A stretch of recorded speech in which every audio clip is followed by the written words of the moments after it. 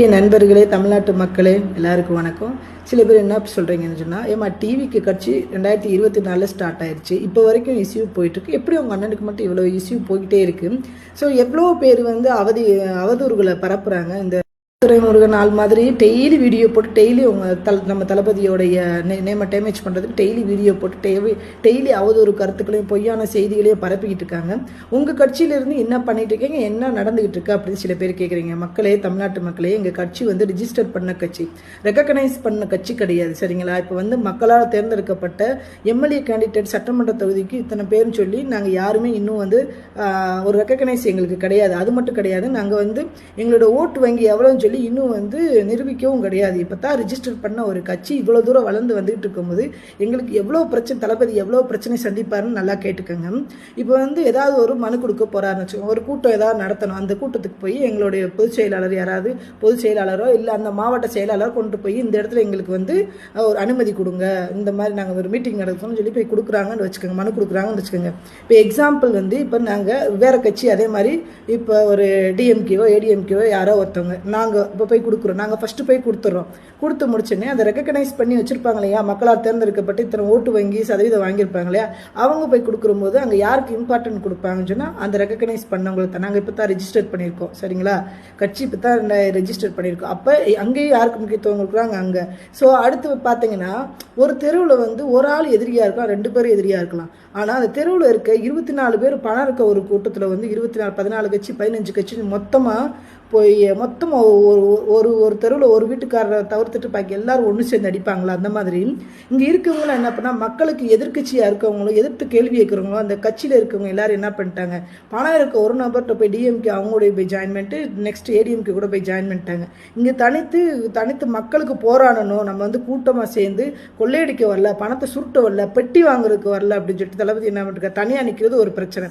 அப்போ அந்த ரெக்கக்னைஸ் பண்ணுற கட்சிக்காண்டி அங்கே இருக்க நிர்வாகத்தில் இருக்கவங்க முக்கியத்துவம் கொடுத்துருவாங்களா? அப்படியே சப்போஸ் போய் சார் நாங்கள் எங்களுக்கு இந்த மாதிரி டைத்தில் கேட்டோம், நாங்கள் தான் சார் ஃபஸ்ட்டு போனோம், எங்களுக்கு வந்து அனுமதி கொடுக்கல சார், அவங்க கொடுத்துட்டாங்கன்னு சொல்லிட்டு நாங்கள் கோர்ட்டுக்கு போனாலும் அங்கே என்ன நடக்கும் தெரியுமா? அங்கே உள்ளே இருக்க நம்மகிட்ட வாங்கினாங்களே, பெட்டிஷன் வாங்கினாங்களே, இப்போ டிவிகேல வந்து அவங்களாம் ஃபஸ்ட்டு கொடுக்கல, டிஎம்கேல தான் டிஎம்கேல தான் ஃபஸ்ட்டு கொடுத்தாங்கன்னு சொல்லி அங்கேயே ஆளை கொடுத்து பெட்டியை கொடுத்து பணத்தை மாற்றிடுவாங்க. அப்போ எங்கே போனாலும் எல்லா இடத்துலையுமே அடிமலை அடி. சரி, ஓகே, இப்போ நம்ம கட்சியில் வந்து ஜாயின் பண்ணுறாங்க, ரசிகர் மன்றத்தில் வந்து தொண்டர்கள், தோழர்கள், மக்கள் இயக்கத்தில் வந்து ஒர்க் பண்ணவங்க நிறைய பேர் வந்து தமிழக வெற்றி கழகத்தில் ஜாயின் பண்ணிருப்பாங்க. புதுசாக அங்கிட்டிருந்து வராங்க, டிஎம்கேல இருக்கவங்க வருவாங்க, பல்வேறு கட்சியில இருந்து. ஏன்னா எங்களுக்கும் முக்கியத்துவம் கொடுங்க, நாங்கள் தளபதி மேலே பாசமாக இருக்கோம் சொல்லிட்டு உள்ளே வருவாங்க.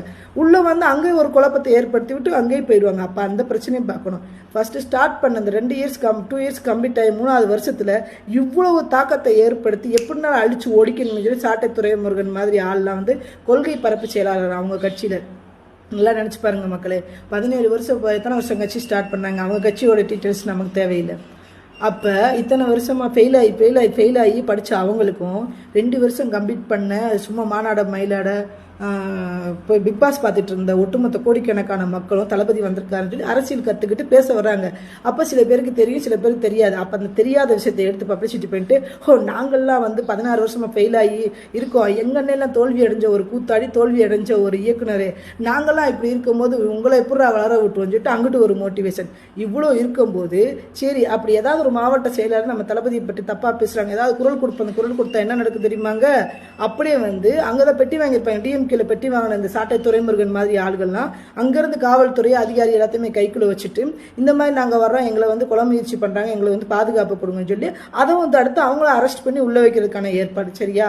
அப்போ உன்னை வந்து அந்த மாவட்டத்தில் வந்து கம்ப்ளீட்டாக வந்து உன்னை அழிக்கணும், உன்னை வந்து அடுத்த கட்டத்துக்கு வரவிடக்கூடாதுன்ட்டு எல்லாமே ஒரே சரௌண்டிங்கில் போய் ஊழல் கொள்ளை அப்படின்ற போயிட்டு இருக்கும்போது அங்கே என்ன பண்ணுற தளபதி, எல்லாரும் பொறுமையாக இருங்க, எந்த மாவட்ட செயலாளர் வாயை திறந்து ஒரு வார்த்தை பேசவேனா, எவ்வளவு அவதூற பரப்பிட்டு போட்டோம், நீங்கள் எல்லாருமே மக்கள் பணியை மட்டும் செய்யுங்க, என்னை என்ன பேசினாலும் பேசிட்டு போட்டோம், அதை நம்ம பார்த்துக்குருவோம். ஃபஸ்ட்டு நம்ம கட்சி எப்படி நம்ம 2027 ஆட்சி எப்படி சொல்லிட்டு தான் எல்லாம் சைலண்ட்டாக ஒர்க் பண்ணுறாங்க. இவங்க பரப்புகிற அவதூறுக்கெல்லாம் ஸ்டாப் பண்ணிவிட்டு எல்லாத்தையுமே பொறுத்துட்டு என்ன பண்ணாங்க, மக்கள் பணியை செய்வோம், தமிழ்நாட்டு மக்களுக்கு தெரியும், புரியும். இந்த எப்படி பராசக்தி படத்துக்கு எவ்வளோ ஹைப் கொடுத்து மக்கள் தூக்கி விட்டாங்களோ அது மாதிரி 2026 தளபதிங்கிற ஒரே ஆளுக்காக வேண்டி எல்லாரும் கூட இருப்பாங்கன்றதை புரிஞ்சு தான் அமைதியாக இருக்காங்க. புரியுதுங்களா? இதுதான் உண்மை.